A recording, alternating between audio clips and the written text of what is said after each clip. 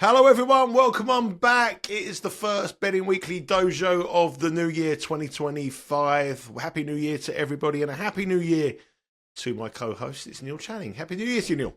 Well, Happy New Year, Nigel. I missed you last week. It seemed a bit weird not doing a dojo. Sorry about that. I don't know why that was. But... Oh, you were on holiday. That's right. Nice for you. Well, I was just about to say I didn't miss you much when I was lying in the pool on the lounger in 25 degrees in Dubai, but it's good to be back today. I did miss you yesterday, and I will miss you the weeks before. But when do you stop saying Happy New Year? When is the I always worry that you see something we haven't seen on the 15th of January. Go Happy New Year. When is it? When is the cut-off date? Well, it used to be the time of the year when you stop writing the wrong year on the checks, but that doesn't happen anymore, does it? It's funny though, because this time of the year, you must be. I think it starts next week, doesn't it? The Aussie Open tennis. It's the time of the year where we don't get to sleep at all. I've been watching this. Now I'm into the Test cricket. I've been watching the Australia-India match. That starts at like midnight every night, and then obviously we've got the Aussie tennis now. And where I said to you many times on this podcast, I don't always watch a lot of NFL, or I'm generally following somebody and we're doing player performance bets rather than playing on the matches. I'm watching a lot more now because the playoffs are starting next week, and everybody suddenly becomes an expert. But it's interesting, the playoffs, because it's a time when the amount of recreational money coming into the market is higher. I think that can have an effect on things. I think we're going to talk about that a little bit later. Yeah, recreational market's good for you. I mean, you touched on about you're not having lack of sleep. I've known you for a long time, Neil. I've never known anyone have less sleep than you for years. I mean, well, when you're like playing in poker in Vegas and you were like, really betting at your highest levels throughout the clock, all different sports, all different rounds. You got your sumo in the morning, your American football, your Test cricket.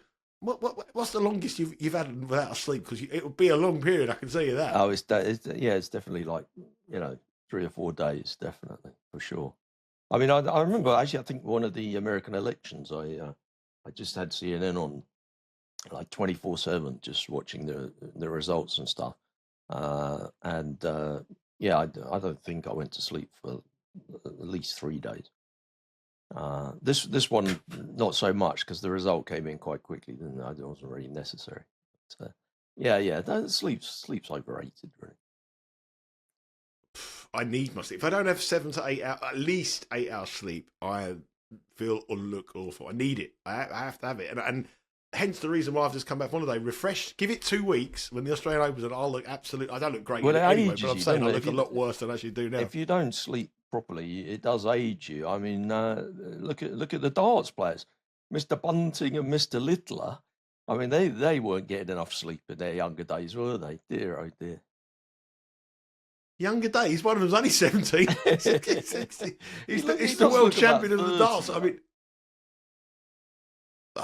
I actually just come back. But I was chatting to a guy at the on holiday, and I asked him what he'd done. He said, "I'm a former professional darts player." And I looking at him, I followed the darts in the 90s, and I thought, I didn't recognise it at all. And he said, I set up the PDC, I set up the World Championships. And I said, what was your name? It was Peter Everson. Do you remember Peter Everson? I didn't know. It was Peter Everson. He was world number 2. He won the world match play. I remember the name. I would never recognise him. He was number 2 in the world. He beat Taylor at the world match play.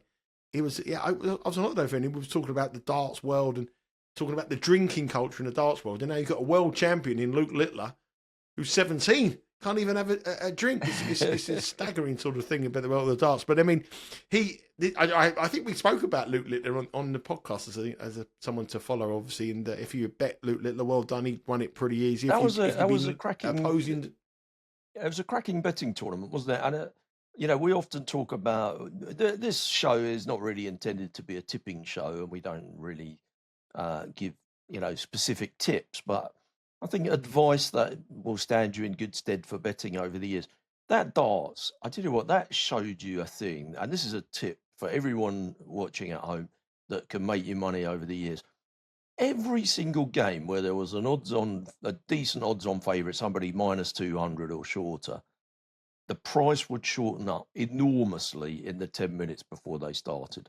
If you wanted to bet somebody at minus 250 or minus 300 or minus 200, and you bet them 14 hours before the game, and then you checked on the prices 2 minutes before the game, it had moved in your favor, not even like 90% of the time, it was 100% of the time. People betting the favorites in those games, people laying the chalk, they want to just bet as late as possible. And the money in the market it's people just watching it on TV, just wanting to have a bet. It's recreational money. They're not price sensitive, and they just come in late. And if you were looking to take an underdog, you had to wait until the last minute. Such obvious advice to people. You could have made a profit out of the tournament just by following that advice. Really, back people the second the prices go up, and then 12 hours later, just lock in a profit. I think they would have left it behind as well, wouldn't they? I think the favourites would have got turned over a lot. There were so many favourites got beaten that tournament in the early rounds. I think you would have, anything you were betting odds on minus money, I think you would have left the money behind. And that is a good strategy for next week's Australian Open as well, because the favourites always get back to the Australian, especially first round and second round. They always want to get with them. And the underdog, as we know here on Betting Weekly Game Bet Match with Sean Calvert, he loves an underdog. So it could be a strategy to follow in that, because the market, the public money, everyone's after Christmas. Everyone wants to get the Christmas money back. Everyone wants to start the new year with a nice few quid in the pocket. And there may be a strategy to follow in the up and coming weeks for the Australian Open, which we'll have covered here on the Betting Weekly Studios. Now, before we leave the darts behind, Luke Littler has certainly had the momentum over the last couple of weeks. And someone who watches this channel quite a lot is Sky Sports darts correspondent Rod Studd. Hello, Rod, if you're watching. I know he watches most of the tennis content with myself and Sean, but one of Rod's bugbears, and it's a subject that you want to talk about to open this year's podcast, is the word momentum in betting. The word momentum. Oh, this team's got the momentum. This player's got the momentum. And it's used in commentary quite a lot. And every time the dreaded word momentum gets used, the public money, as you touched on there, everybody wants to get behind him because a player's won in darts cases. He's won his last 5 legs. In tennis matches, he's won the last 4 games, but he's trailing 2-1 in sets. But the market adjusts to this word momentum. The player who's on the run against a player who's back on, is sort of reserving his energy. What do you feel about this momentum factor in sports betting? Well, I think generally speaking, when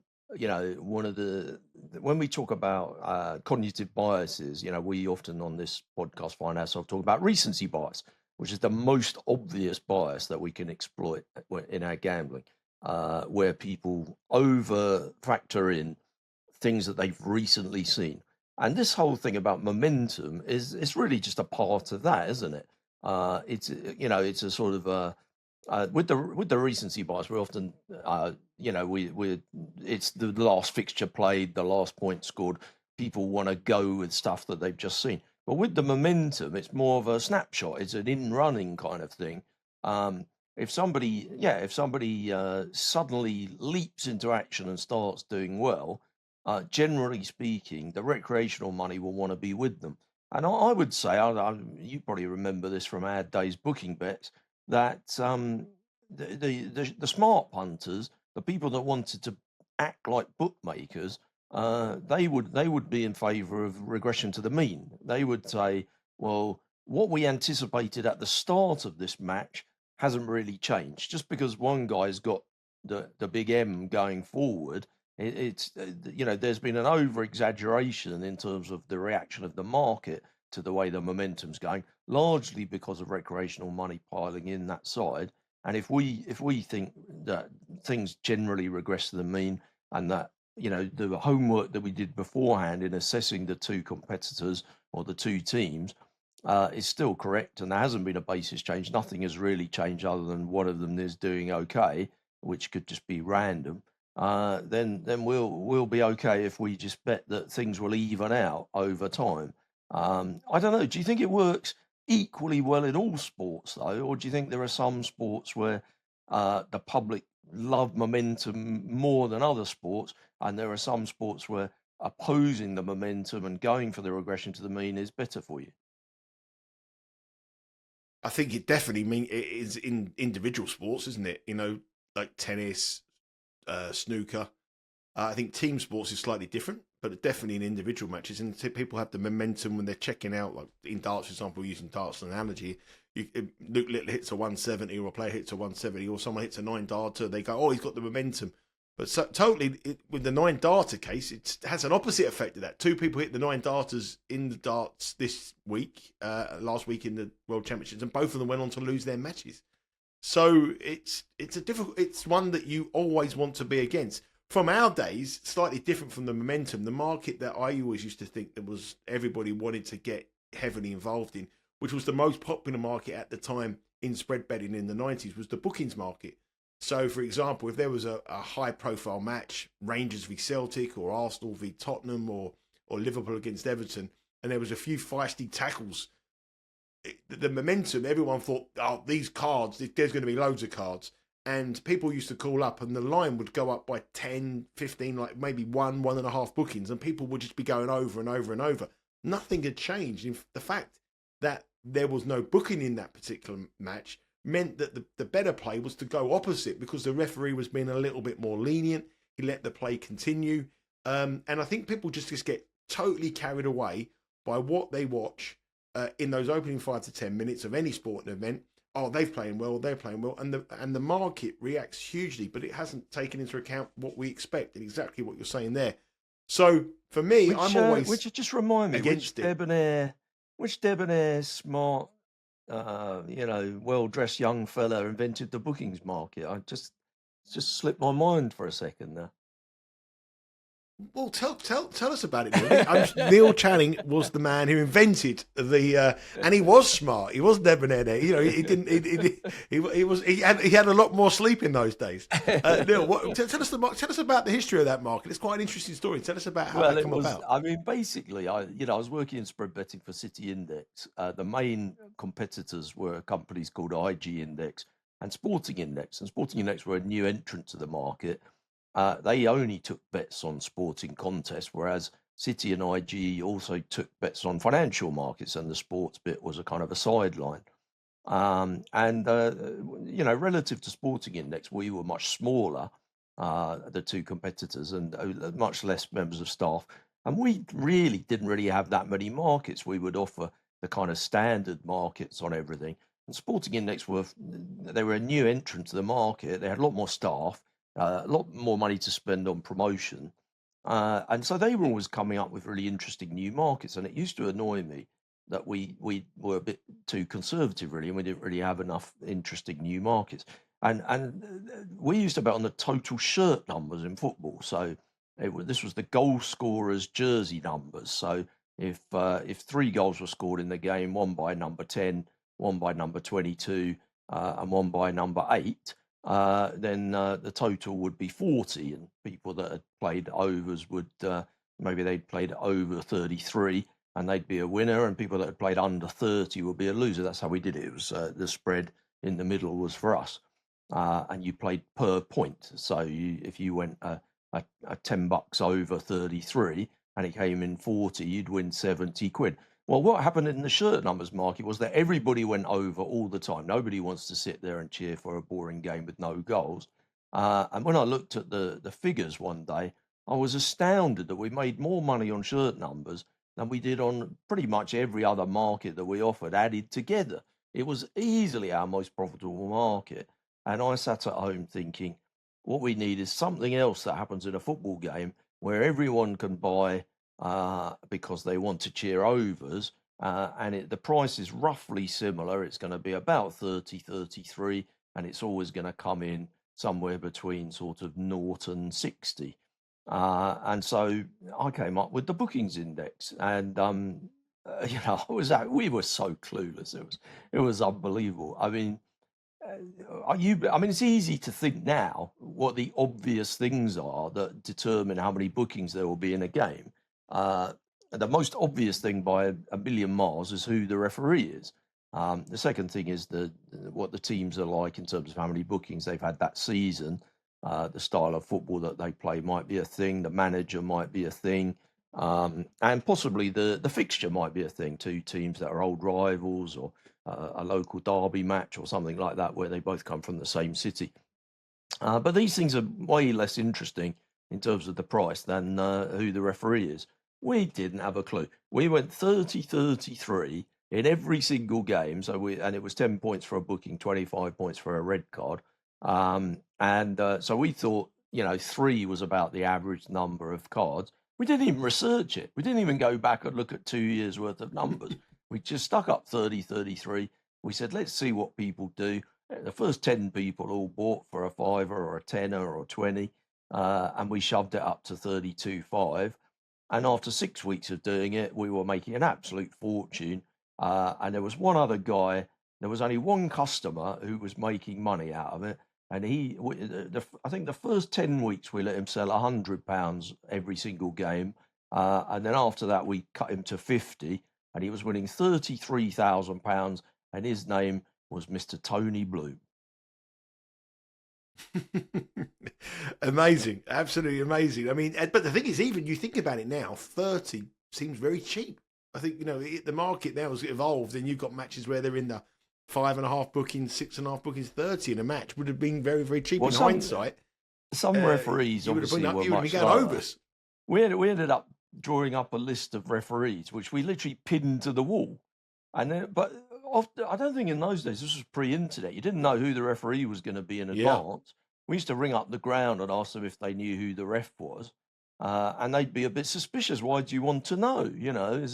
Are you going to take out a hit on this guy or something like that? I used to pretend I was ringing from the London Times or something, and I was interested in who the referee was going to be.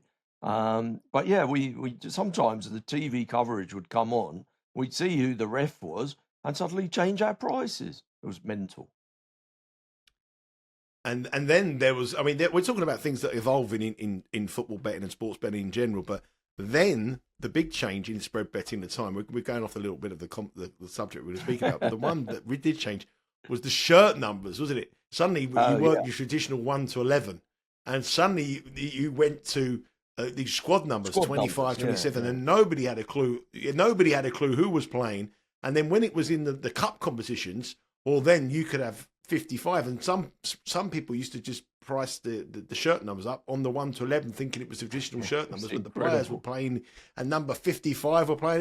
It was insane. I remember playing a shirt number once on a spread bet, and a guy, I got given the information that this team were going to be playing in these squad numbers, and the bookmaker in question were betting on it. It was 1 to 11.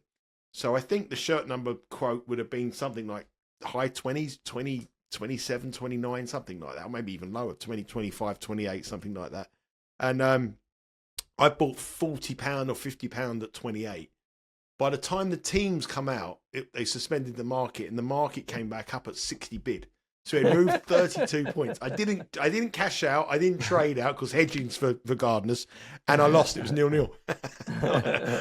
I just didn't record my luck, you know what I mean? But that was how the market changed. Nobody really knew anything. There was evolving markets coming around all the time, and now football betting is evolving certainly all the time. And one of the big things that have changed the psyche of football odds compilation, and also for bettors, is the emergence of analytics, and in particular the XG market. Now, a lot of people who have been following this channel for a few years have seen me on the Premier League show.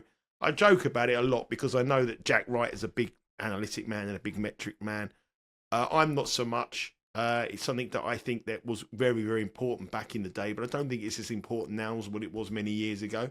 I think you're an evolving bettor, Neil. You've done it for a long time. You're a professional gambler, but I still think you're more of an opinion man than a metric man. I may be wrong. You can answer that question in a minute here. So how do the XG markets, analytical markets? I'm going to give you some points of view from me, but I just think that sometimes we can get misled by data. I think data is your friend at some certain parts of you, but sometimes we can get really misled on it, and the market gets carried away with it too much. Well, I mean, that's a very difficult question because it depends what you mean by the market, doesn't it? I mean, I guess XG's been around for quite a few years now, hasn't it? Really, and when it first came in, I think there was a definite kind of split between the big syndicates who were all over this kind of thing, using data to drive their bets, and the general public who, probably were unaware of it really. And really, you had a situation 15, 20 years ago when perhaps when Star Lizard were a smaller, a smaller thing, and they're just coming into the world football markets and starting to dominate, where the idea was that, you had one huge operator like that, essentially being fed, big. I use the word whale. People tend to use whale in gambling to mean somebody that's a bit not necessarily too smart. But I'm using it in terms of being a huge punting machine. And I think of a huge whale like Star Lizard needing to survive on loads and loads and loads of plankton.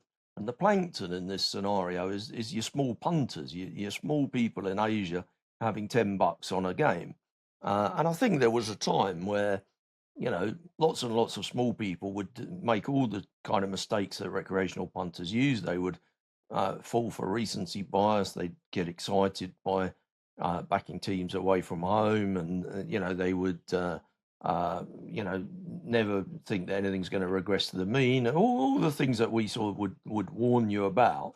And they like to back fashionable teams. They didn't like to back unfashionable teams. And I think that the big syndicates, particularly Star Lizard, could benefit from that. I remember one season, who was the team now? I can't remember. Charlton were in the Premier, and I think Tony bet them in every single game that year.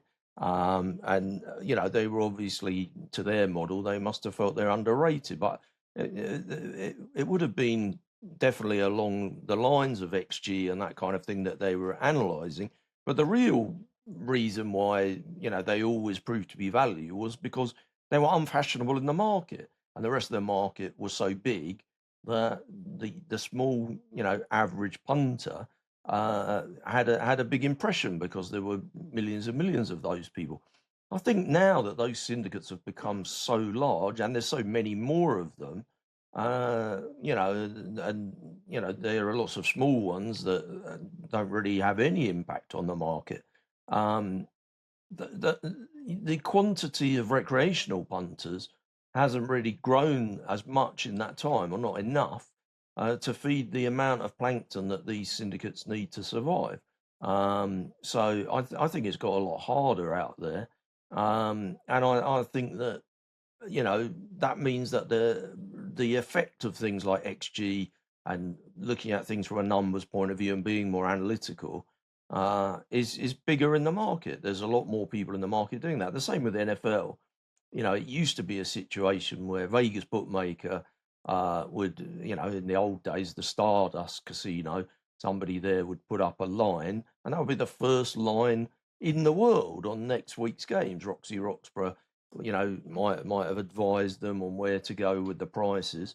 But now, there's always a look ahead line. There's people betting the week before. There's exchange markets. These markets are formulated and knocked into shape so much earlier.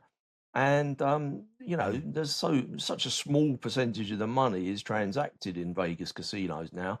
Most of it's done all around the world, with big bookmakers and big exchanges, and it's less important what's going on in Vegas.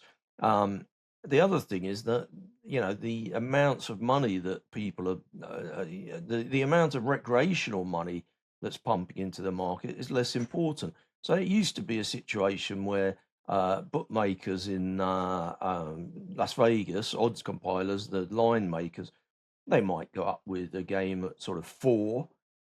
Immediately, people come in and bet the favourite with them. Now they might move it to 4.5 because they're booking to faces. They look and say, "Oh, these people are clever people. These are winning punters taking the 4, laying the 4.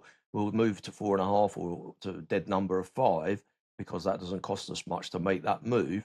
And we'll try and get with them. We'll try and get the recreational public money to take the other side so that we can be on the smart side. Well, I don't think that happens as much anymore because the syndicates and the big money operators, there's just way more of them, and they're playing much bigger. And also, I think the public is more sophisticated as well.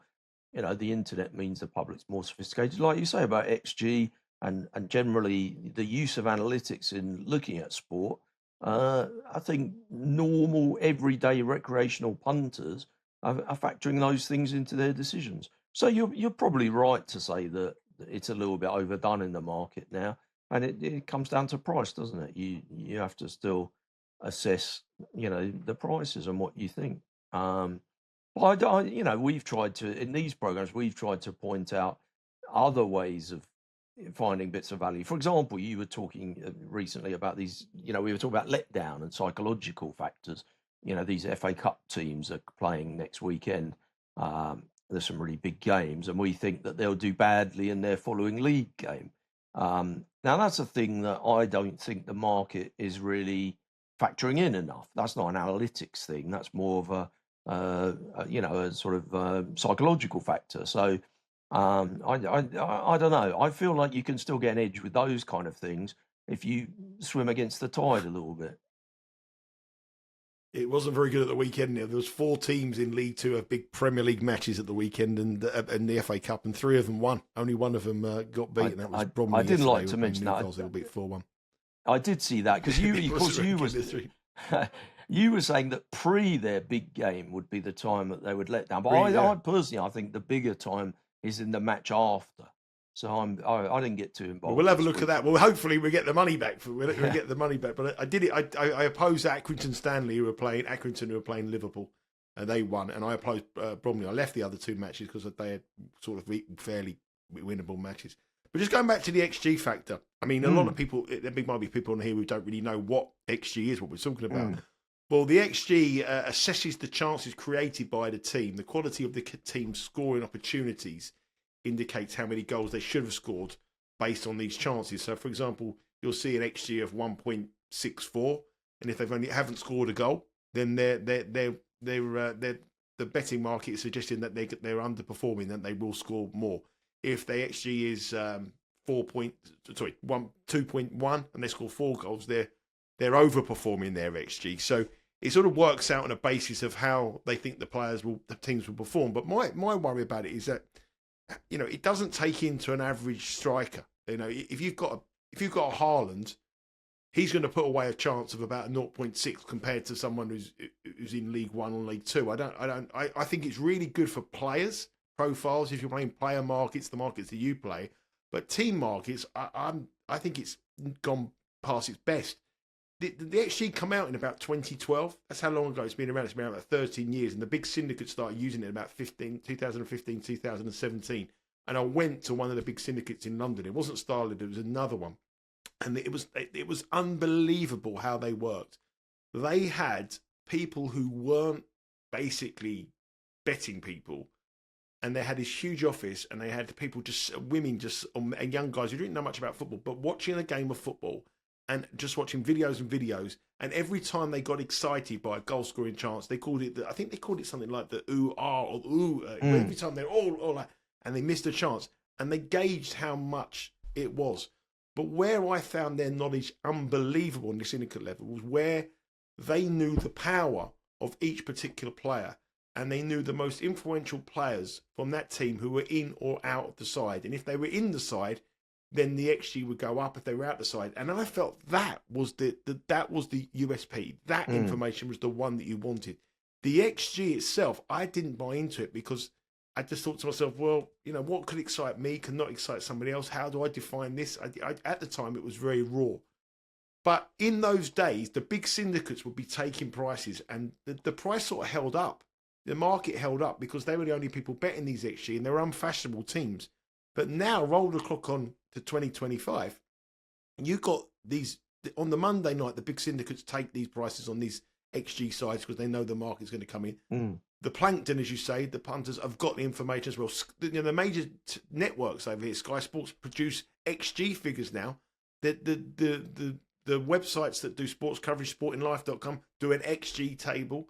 It's there for everybody to see now. And everybody keeps taking the price on these sides, keeps taking their overs, over 4.5, over, where they've essentially, on match day, I think there's huge value to oppose where the market has gone. And that's my angle. If I'm first in like these syndicates are, I think it's a great one, and it will continue to make money. You can either trade out your position, but now the likes of Brighton, the likes of Bournemouth, the likes of people who are doing well in lower leagues, and they get bet to levels which is just, I just don't think you. If you're like me coming into the market on a Thursday or a Friday, and I'm betting high XG sides, I cannot wait. I can tell you now each week on a Monday, Tuesday, which teams across England will be bet on Thursday, Friday because they're the high metrics data. And I think on match day on Thursday, I think if you oppose them at the lines they start off, going back to your point about the darts matches, if you're on match day, you oppose them. And I know, having listened to him on Betting Weekly Live, Will White, who's a big gambler for us, he makes a living betting on soccer. He tends to go against the norm on match day. He's involved in things early in the week, and he'll probably be involved in the metrics early in the week. But at the end, on match day and on Thursday and Friday when we do our shows here, we've missed the value completely on the metrics, and it's no value for me. So I'm against it. And the other reason why, I'm a betting man through and through. My father was a bookmaker. I grew up at the racetrack with my dad going to races all the time. I'm 52 years of age. I think I went to the first racetrack when I was 5 or 6 with my brothers, and my dad was in the game all the time. And I learned percentages. I learned odds. I learned, having to work on decimal odds and American odds. It's quite hard. It's quite difficult to suddenly, if someone gives you a price at plus 150, you go 6-4 or plus 250 on the. Not so big on geography, chemistry, and physics, obviously. No, nothing like that. I mean, geography. I've done a few travelling in the last few years. I've been able to physics. No, nothing about physics, and I think another thing like that. But I think it creates anyone who's solely into the metrics. I don't think I find it a little bit like, just because a computer tells you this or other thing, they wouldn't know the price it should be. They're probably I'm not talking the high level syndicates. I mean, I'm talking about the general man. He wouldn't know what he's betting at. He wouldn't know that price was bet massively. If he's just losing metrics on a Thursday, Friday, Saturday, I think he'll end up losing his money long term. Just quickly, because I know we're probably coming towards the end of our time for this week, but I think we did have a conversation a few weeks ago about home and away in NFL. And we were talking about how I was going to say the Australian soap opera. we were talking a bit about how home field advantage. We were talking about it in soccer as well, but I just thought it was interesting because the regular season's just finished in NFL, and I was looking at Jeff Fogel on Twitter, who's a good follow, and Jeff had posted up some stuff about the homes and aways this year. So home teams won 131 games and visitors won 121 games. There were 15 that were ties and went into overtime. So 52% of matches were won by the home team, which means that home advantage is and on average, home teams won by an average of 1.61 points over the season. 52% suggests slightly less than 1 point. Home teams on average should be just slightly less than a 1 point favourite. Well, historically in NFL, we've always said, oh, you've got to add 3 points for home. And a couple of years ago, people started to say, oh, you have to really vary it. Some teams are worth 4 and some teams are only worth 1. But generally speaking, they would still give 2 points for every team at home, or sometimes 3. Now, it's only one season, but this season, it looks like 1 point would be the correct amount to add on for a home team. And coming into these playoffs, there are quite a few road teams who are favourites. We've got a situation where a couple of divisions contain 2 really strong teams that have both performed brilliantly. And we've got a couple of other divisions where everybody's a bit moderate. But the team that wins the division gets to play at home in the playoffs against the team that's come second, but in their division, but has a much better record. So we're going to end up with a situation where there's a couple of teams that are away from home this week in the 5 games this weekend. Pittsburgh and the Chargers are both away, and on the road as favourites. And it's interesting that, from Jeff's numbers there, home advantage is kind of irrelevant, really. So, yeah, I don't know. I just throw that out there. I happened to see that today. Yeah, I mean that's what we know. We're talking about home advantage before and saying that it could be not so much of a factor anymore. Those stats back it up as well. And also, you mentioned at the top of the show, you might as well give us a little bit of rundown of it. There has been some Test match cricket in the New Year period. I know you said you've been up watching. I haven't seen the results. Has there been any draws? Well, there was a draw last week between Afghanistan and Zimbabwe. Yesterday we had 3 Test matches all going on at the same time. 2 of them finished yesterday with results. Australia beat India and Afghanistan beat Zimbabwe in the second Test. There's a match going on at the moment between Pakistan and South Africa, and that one looks like South Africa are definitely going to win. So that's 3 this week with probably with no draw, most likely. Yeah, I don't know how many we've had this year now. Maybe 7 already this new calendar year, and I think we might have had 1 draw so far. Yeah, I think since we started talking about it, there have been like 3 draws, but there's been loads of games. It's definitely still looking a good thing. Yeah, I remember that some of the stuff we say here, it's not time specific. You can go back onto the website, watch the dojos, look at the heading. Something that might be interesting. Neil spoke about how he became a professional gambler. There's lots of stuff there that's going to be relevant as the season goes on for the particular sports that are happening. And obviously there may be snippets of information that you quite like to take. So make sure you subscribe to the YouTube channel, Betting Weekly Studios. We call it the Do Joiners, don't we, Neil? Yeah, just if you want to hit subscribe on YouTube, if you're planning to join us every week, do join us. Do join us on the dojo, and don't forget to press like, because basically the percentage of likes to views on the video depends on how many people get to see these videos on YouTube. So we can fool the algorithm if we get lots of people to pretend they like us. Please press like. How bad can it be? Yeah, please press like here. Not only is the dojo, if you're new to the channel, there's loads of content coming your way. We have the soccer, European soccer this week. There's no Premier League this week because it is the FA Cup. Look for those trends, those teams in big action this week against big Premier League sides. We have 4 teams in League 2. We have Bromley at Newcastle. We have Morecambe at Chelsea. We have, who's the other 2? Accrington at Liverpool and Salford at Man City and Harrogate at Leeds. 5 teams there. Harrogate Leeds. Follow those 5 teams. Oppose those 5 teams. Not this weekend, next weekend, and see how we get on. We'll speak about that next week as well on the show about opposing those sides, and hopefully I can dig out some records and how teams have fared. I started digging out the records between the ones that were done the week before, but it wasn't proving very good for my argument, so I sort of ditched them after that 3 years. But hopefully I can find some records that are a bit more relevant for us on the teams after the FA Cup. So look out for that. As I say, no Premier League, so no Betting Weekly Premier League this weekend, but there is a huge a couple of weeks now of tennis action coming with the first major of 2025 starting this time next week. Next Monday, the Australian Open will be getting underway in Melbourne. And myself, Sean Calver and Roy Girardi will have you covered on the men's and the women's action on Betting Weekly Game Bet Match and Betting Weekly WTA. If you have any questions for the panel here or any questions for any of the team at Because We Win, give us a question on the YouTube channel here. Give us any questions. We'll ask them next week. And make sure you subscribe to us on our socials at Because We Win on Instagram and on Twitter. And finally, there's a lot of things to get through. There's a lot of things we do here for you. But one thing we do every Monday, we send out a newsletter. And the newsletter is completely free. It has exclusive tips. It has a video each week from one of the team.